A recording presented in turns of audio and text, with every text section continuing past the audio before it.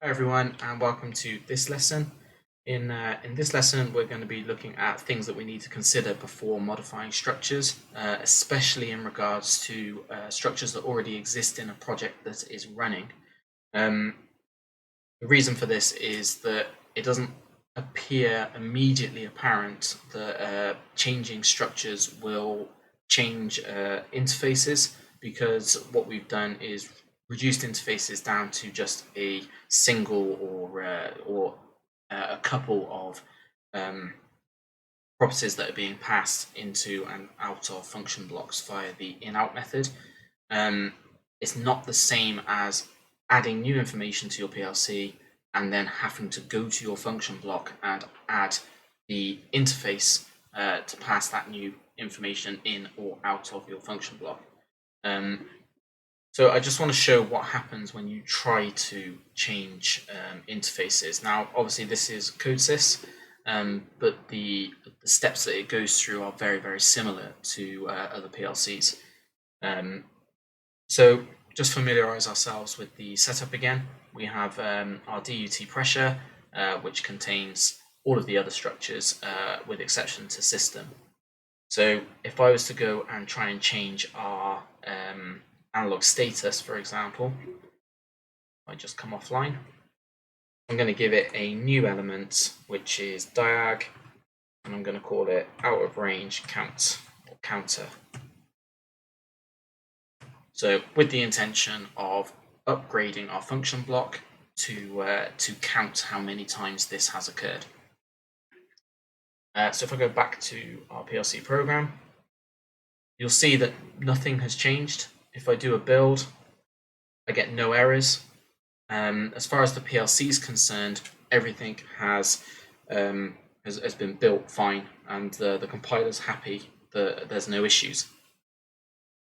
So I don't want to stop the PLC because I want to keep the process running. So I click login and I go to login with online change. So Codesys throws a warning, and in the case of things like TIA Portal will throw a warning that says you're about to reinitialize data.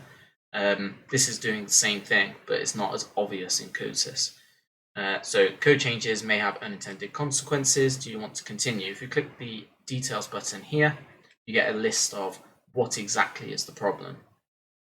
So we can see here that there's 4 interfaces that are about to be changed, and that affects 7 of the objects of the POUs in the project, and 2 variables are being affected, and this is why. So their locations are being changed, they need to initialize, and 2 of them are being copied.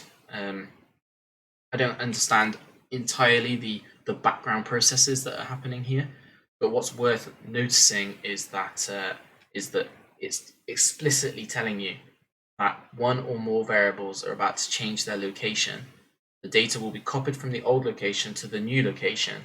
It's copying 88 bytes, which is here, total amount of memory bytes to copy, and depending on the amount of changes, a jitter may occur, or it could lead to a watchdog event if you have a watchdog set up on your task.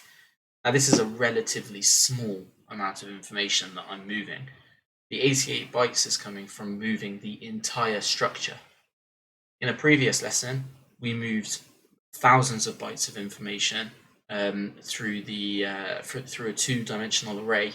If that was set up as a structure and you tried to add to that structure and then do this, it would almost certainly lead to a watchdog event or a major jitter occurrence, or even that the PLC hasn't got enough memory to make that copy because that structure was so large.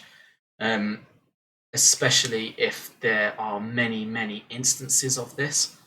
So it's definitely worth thinking about how you're going to update structures, or even if you need to update structures, if it's really not going to add that much to your program, is it worth doing, or is it something that you could do outside of the structure and store somewhere else? Which leads me quite nicely into the next lesson, which is exactly how to do that. How can we keep a standard structure, but still have bespoke information? So we'll cover that in the next lesson.